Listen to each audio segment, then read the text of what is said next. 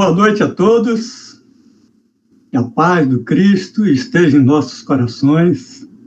Hoje nós vamos falar sobre adultério e pensamentos.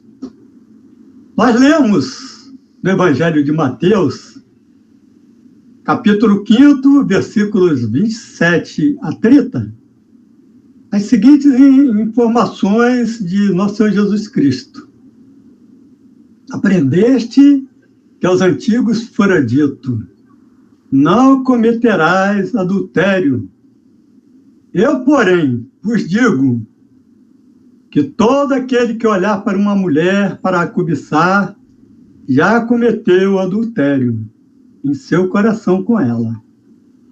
Se o teu olho direito te for motivo de escândalo, arranca-o e atira-o longe de ti, pois melhor te é que se perca um dos membros do teu corpo do que ser todo ele lançado na geena. E se a tua mão direita for motivo de escândalo, corta-a e atira-a longe de ti, pois melhor te é que se perca um dos membros do teu corpo do que vá todo este para a geena. Geena é a palavra grega que significa inferno. Quando se fala em Geena, algumas Bíblias, inclusive, traduzem a palavra por inferno. A palavra adultério tem vários significados no dicionário. Ela pode ser infidelidade conjugal, mas também pode ser o ato de adulterar alguma coisa, de falsificar algo.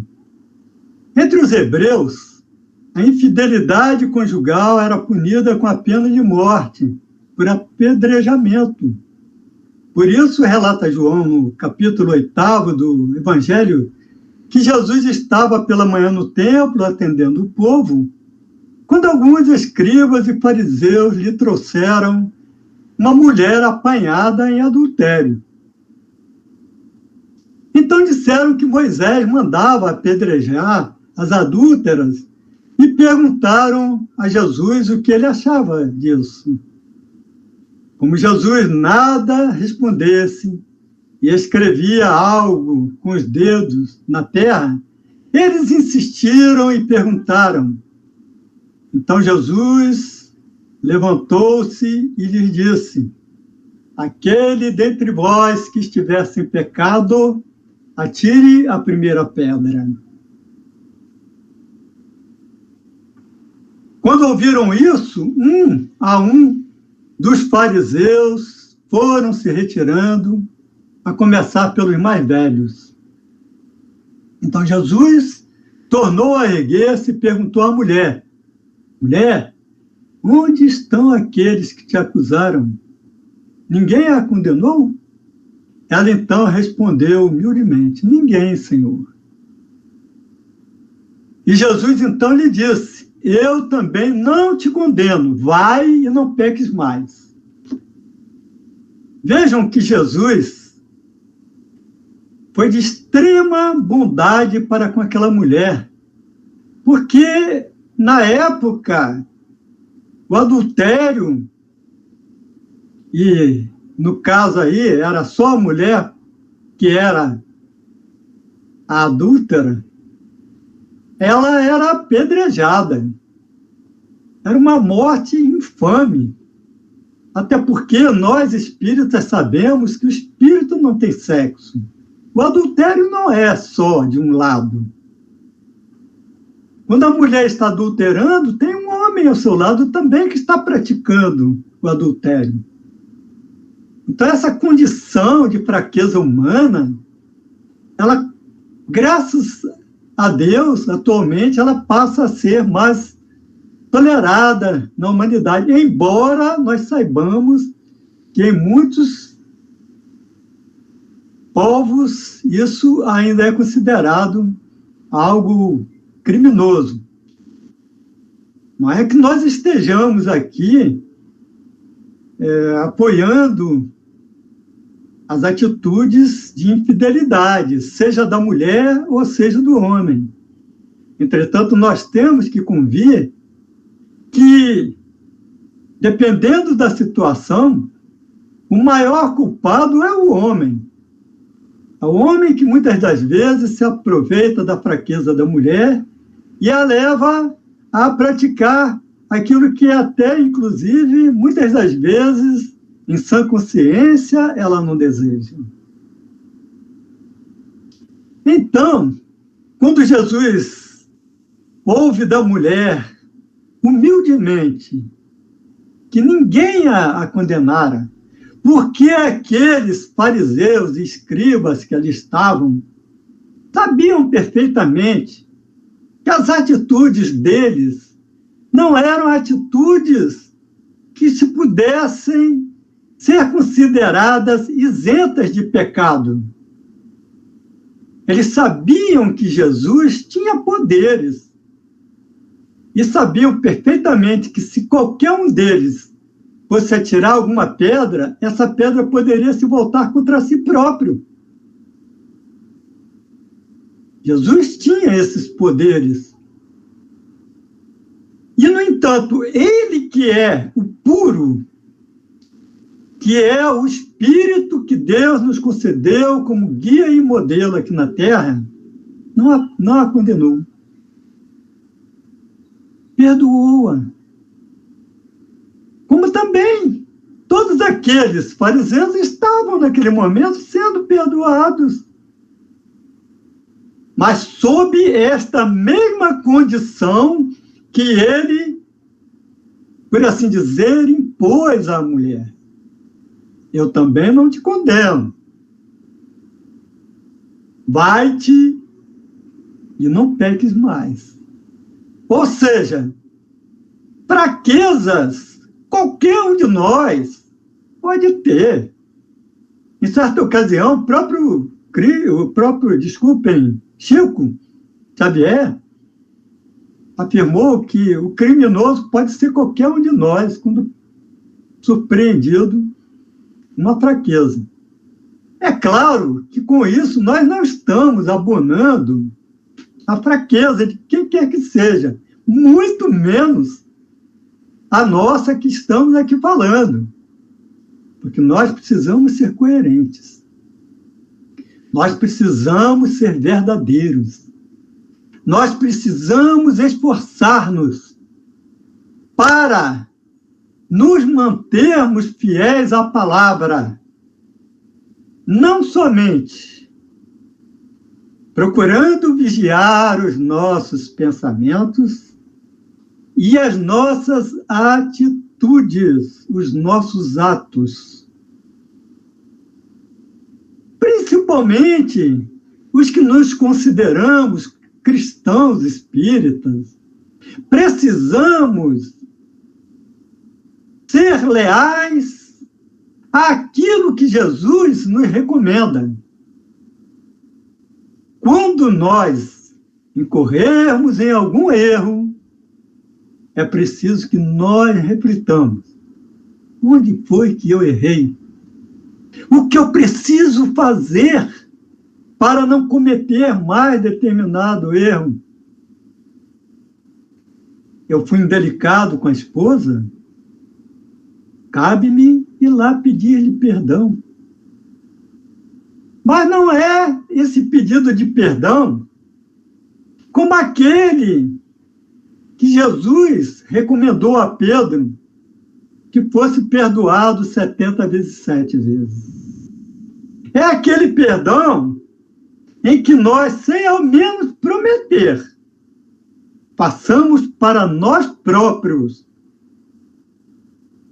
a afirmação interior de que não mais vamos cometer para com a criatura amada, ou mesmo que não fosse a esposa, ou um amigo, ou um colega, ainda que fosse uma pessoa a quem nós não conhecemos, ou com quem nós não simpatizamos, é importante que nós reflitamos em que, se nós queremos verdadeiramente lutar para a nossa espiritualização aqui na Terra, neste mundo que ainda é uma prisão, mas que também é uma escola, precisamos lutar cotidianamente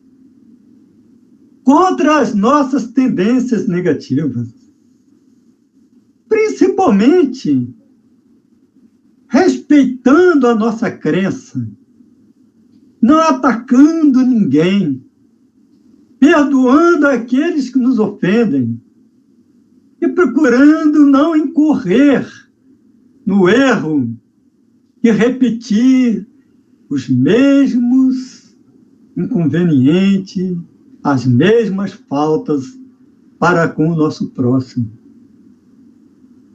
Vai-te e não peques mais, dizia Jesus.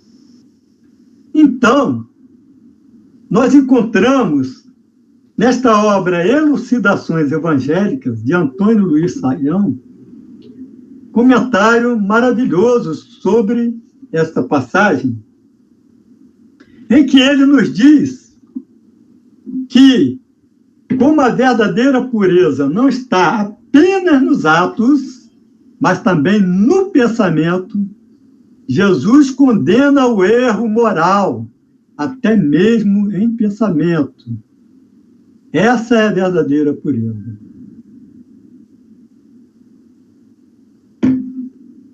O mau pensamento, diz Saião, traz-nos consequências negativas. Não nos esqueçamos das palavras de Jesus. Vigiai e orai, para não cairdes em tentação. Então, esse mau pensamento, ele traz consequências negativas se nós o alimentamos. Porque é que muitas vezes as pessoas são surpreendidas, sendo contraditórias em suas atitudes em relação àquilo que elas falam. Por vezes, é porque falam sem ao menos refletir, sem ao menos pensar nas consequências de suas palavras. E aí falam o que lhes convém no momento, mas depois não assumem aquilo que falaram. Então, é muito importante que nós reflitamos nisso. Tudo começa no pensamento. Por isso mesmo é que o Cristo nos recomendou começar a nossa vigilância pelos pensamentos, depois pelas palavras e, por fim, pelos atos. Porque quando nós falamos atabalhoadamente qualquer coisa,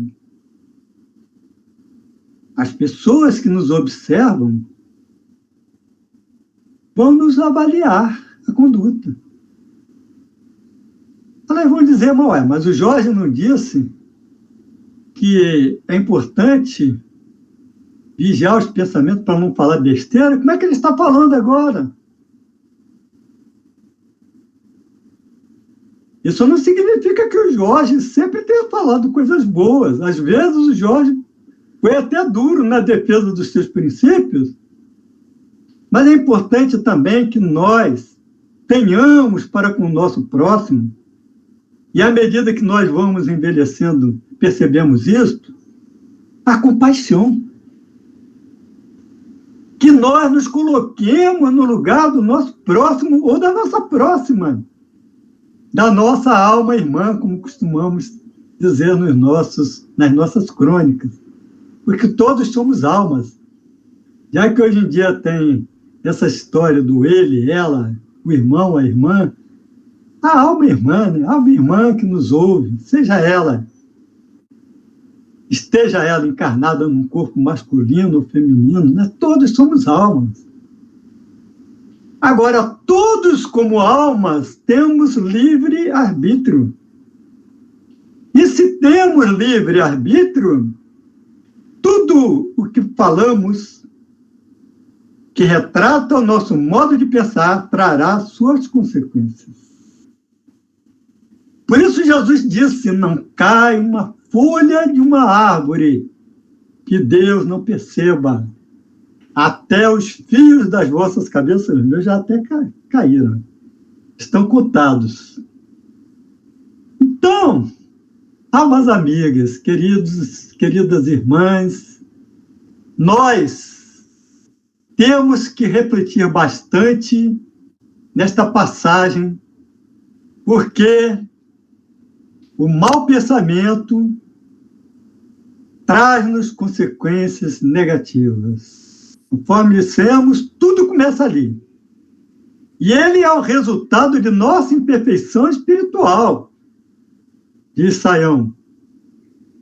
Ele é o resultado de nossa imperfeição espiritual. Mas à medida que nós nos depurarmos, nós aprenderemos a repelir energicamente o pensamento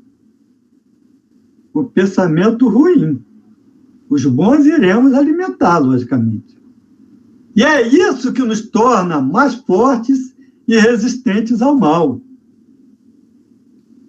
Quem tem maus pensamentos e não os coloca em prática, por falta de oportunidade, é tão culpado como se os tivesse praticado. Ainda tem esse detalhe, né? Às vezes a pessoa está casada e está desejando a mulher ali do vizinho, do amigo. E se houver uma oportunidade, vai praticar aquilo. Se não houver, não pratica o ato de traição a si próprio, antes de mais nada. Mas, mesmo não o praticando, alimentou aquele desejo.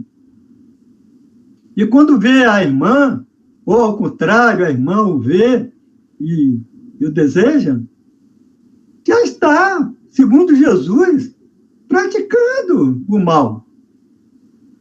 E a culpa aí é tão grave quanto a própria prática do ato.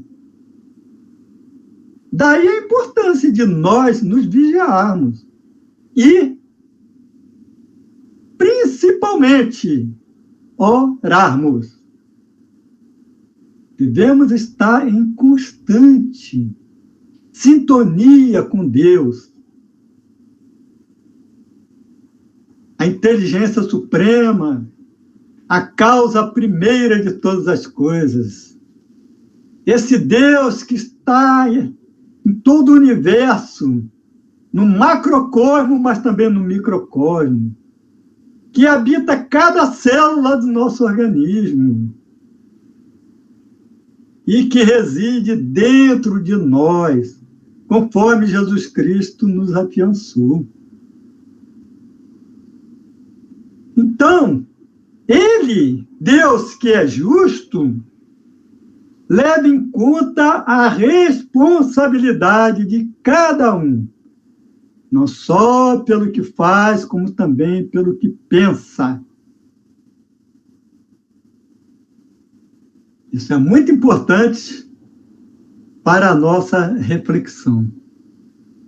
E no capítulo 14 da obra A Gênese,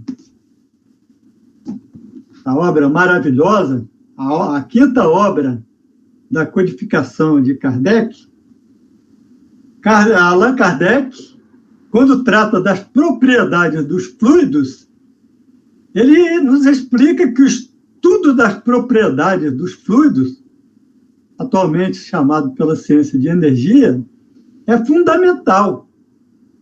Por quê? Porque os fluidos são o verdadeiro veículo dos pensamentos. O próprio perispírito é formado do fluido cósmico universal, diz neste capítulo. Nós recomendamos a leitura de A Gênese, capítulo 14.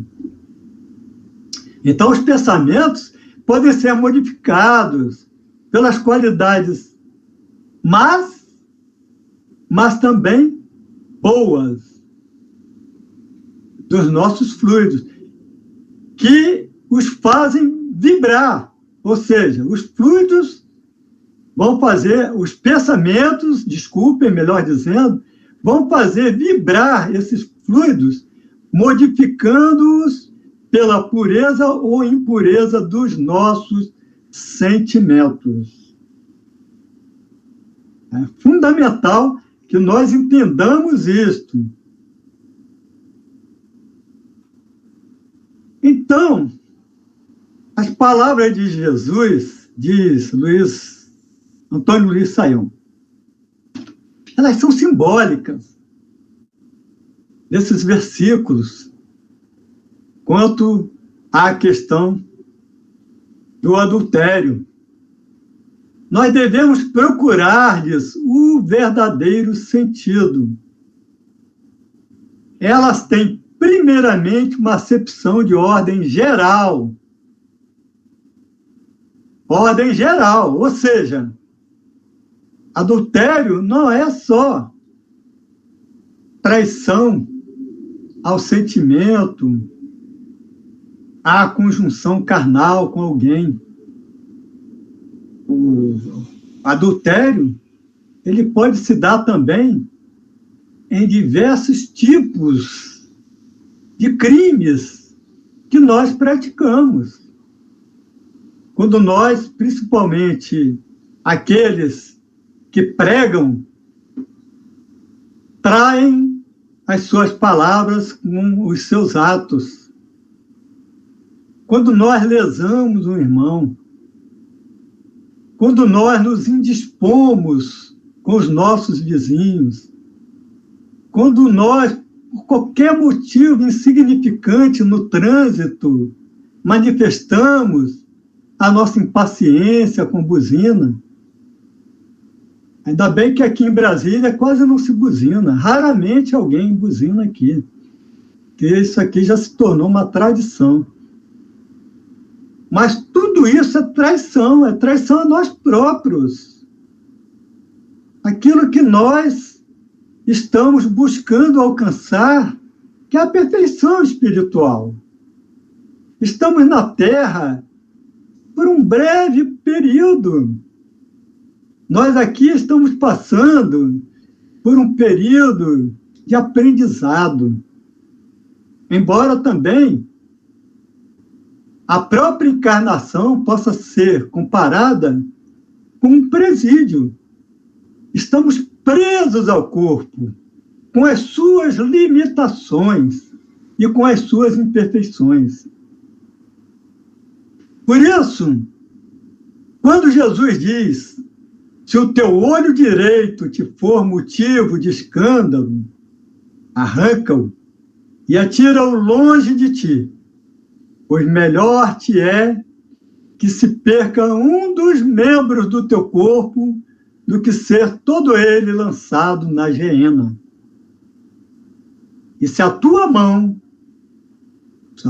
direita for motivo de escândalo, corta e atira longe de ti, pois melhor te é que se perca um dos membros do teu corpo do que vá todo este para a geena. Então, Jesus aí, que está usando uma expressão bastante dura.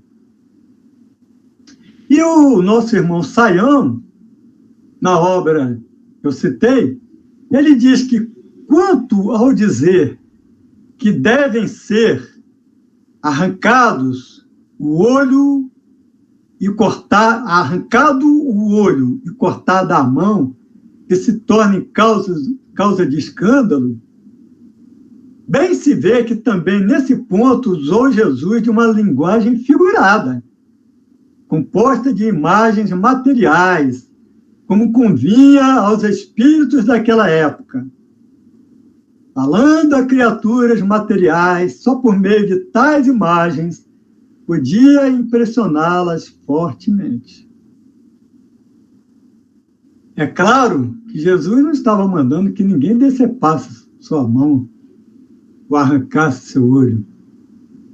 Falava isso no sentido figurado, mas que também nós podemos dizer que ele estava expressando o que ocorre com o nosso corpo espiritual quando nós lesamos o corpo material. E, em consequência disso, podemos renascer com problemas, como membros atrofiados ou mesmo seus membros, como cegueira, como surdez. Este mesmo que lhes fala, quando pequeno passou provas terríveis, com problemas auditivos. E só aos 30 anos, depois de 2 cirurgias delicadas, é que conseguimos nos reabilitar na questão dolorosa que vivenciamos durante quase 3 décadas. Na época, éramos militares. Mas, graças a Deus, não estamos aqui para falar de nós próprios, até porque, mesmo com todos esses problemas, durante 2 décadas e meia, conseguimos trabalhar no magistério. Então, isso foi uma bênção de Deus, um acréscimo de misericórdia. Com certeza, lesamos o nosso aparelho auditivo em encarnação anterior. Mas diz o nosso irmão Antônio Luiz Sayão, o ensino moral que dessas palavras de Jesus decorre é que não basta nos abstenhamos do mal, que precisamos praticar o bem. E que para isso é preciso que destruamos em nós tudo o que possa ser causa de praticarmos o mal. Agora inclusive, nos lembramos de uma passagem do Livro dos Espíritos. Não basta deixar de fazer o mal para nós sermos considerados bons, e a resposta é não. Nós não somos responsáveis apenas pelo mal não praticado, como também por todo o mal decorrente de não fazermos o bem. Com as nossas palavras, está lá, no Livro dos Espíritos, essa passagem. Mas somos responsáveis apenas pelo bem que praticamos? Não. Não só pelo bem praticado, mas também pelo mal que nós, voluntária ou involuntariamente, causamos quando nós nos negamos a praticar o bem. Daí nós vemos o quanto é importante para o espírita essa máxima: fora da caridade não há salvação. Do quanto é importante trabalharmos em nós o amor, a compaixão, o devotamento e o perdão. Isso significa que nós sejamos melhores do que alguém? Não. que significa isso é que nós temos que ser melhores que nós próprios a cada dia. Então, diz Saião, não se estranhe o dizermos que podemos agir mal pelo pensamento, embora a falta não exista perante os homens, porque estes não percebem o que se passa no espírito, não percebem o que se passa no íntimo do espírito, incorrem falta aos olhos do Senhor, tanto quanto se praticasse uma ação má.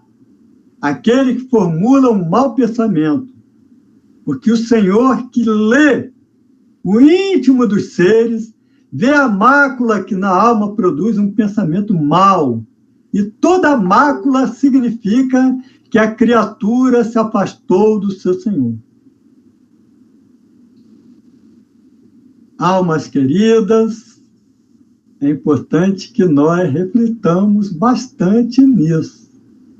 Quantas vezes nós estamos nos suicidando lentamente sem percebermos, porque também, quando nós estamos com maus pensamentos, estamos, atraindo os maus espíritos, os inimigos do passado, aqueles a quem nós lesamos um dia, eles se aproveitam do nosso apego aos sentimentos ruins para alimentá-los.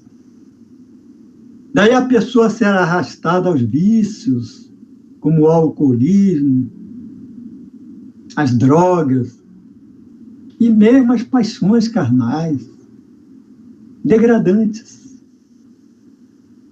É fundamental que nós reflitamos nisso e procuremos cada vez mais nos lembrar da orientação do Cristo e que precisamos vigiar e orar. Os que somos cristãos, em especial falamos também, em especial falamos para todos os espíritas, nós, os cristãos, precisamos ser coerentes. Aquilo que falamos e com aquilo que fazemos. Porque aquilo que falamos e fazemos é aquilo que já passou pelo nosso coração e pela nossa mente. Então, quando Jesus fala que nós também somos responsáveis, até pelo que nós pensamos de mal, daí, diz Saião, vem a concupiscência. O que é concupiscência? Importante nós sabemos o significado das palavras. Né? É o desejo sexual incontrolável. É a cobiça dos bens materiais. É a tentação mental. Quando nós, então, somos arrastados às coisas negativas. E muitas das vezes ouvimos dizer, todos fazem. Faça também. Isso é normal, todo mundo faz assim. Se nós realmente queremos nos transformar moralmente, como dizia Kardec, se nós realmente queremos nos tornar verdadeiramente espíritas, é fundamental que nós, a cada dia, façamos como recomenda Santo Agostinho. Ao final do dia, reflitamos em tudo aquilo que fizemos durante o dia e procuremos, então, ver o que está de errado em nosso comportamento para, pedindo perdão a Deus, procurar nos esforçar para corrigir esses erros, para lutar contra essas tendências. Então, no dizer de Jesus, a concupiscência é também um adultério. Quando nós alimentamos de forma desordenada os desejos sexuais, a cobiça às riquezas, não que ninguém deva prosperar, trabalhar, buscar os bens materiais que lhe deem uma vida confortável, mas que também permitam auxiliar outros irmãos com empregos, com auxílios àqueles que não podem trabalhar, porque também tem os nossos irmãos que estão impossibilitados de trabalhar. Mas que nós procuremos evitar as paixões nocivas, aquelas paixões egoísticas. O egoísmo, dizem os espíritos, é o maior mal, é a maior chaga da humanidade. É pelo egoísmo que as pessoas lutam umas contra as outras, procuram tirar da frente, afastar da frente, de qualquer forma, até mesmo criminosa, aqueles que não servem como auxílio aos seus desejos negativos, que se tornam seus adversários. Então, essas cobiças também por bens materiais, essas tentações mentais de ter uma vida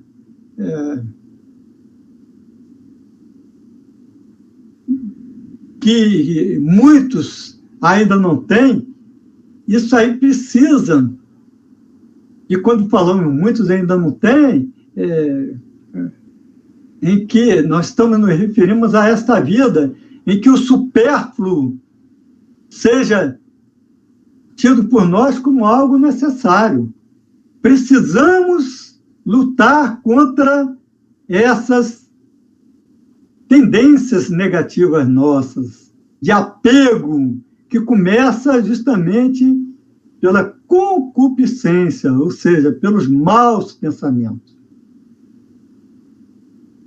Então, Kardec também, já nos preparando para finalizar essas considerações, aqui no Evangelho segundo o Espiritismo, capítulo 8, itens 5 a 7, Kardec cita os versículos 27 e 28 desse capítulo 5º, no item intitulado Pecado por Pensamento e Adultério.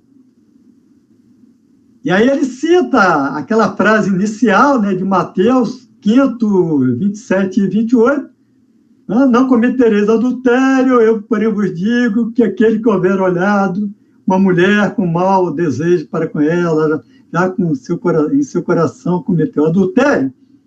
Ele diz que a palavra adultério não deve absolutamente ser aqui entendida no sentido exclusivo da acepção que lhe é própria. Porém, num sentido mais geral, muitas vezes Jesus a empregou, por extensão, para designar o mal, o pecado, todo e qualquer pensamento mau, como, por exemplo, nessa passagem, porquanto, se alguém se envergonhar de mim e das minhas palavras, dentre esta raça adúltera e pecadora, o Filho do Homem também se envergonhará dele, quando vier acompanhado dos santos anjos, na glória do seu Pai. Então, sejamos fiéis a Jesus. Em Vida e Sexo, capítulo 4, há um texto muito interessante, que eu recomendo também, sobre casamento. Nessa obra aqui, ó, Vida e Sexo. Então, nós lemos que a verdadeira pureza não está somente nos atos, está também no pensamento. Porquanto, aquele que tem puro coração nem sequer pensa no mal. Foi o que Jesus quis dizer. Ele condena o pecado, mesmo em pensamento, porque é sinal de impureza. E aí, Kardec diz que esse princípio suscita naturalmente a seguinte questão: sofrem-se as consequências de um pensamento mau, embora nenhum efeito produza? E aí ele diz que deve-se fazer uma importante distinção.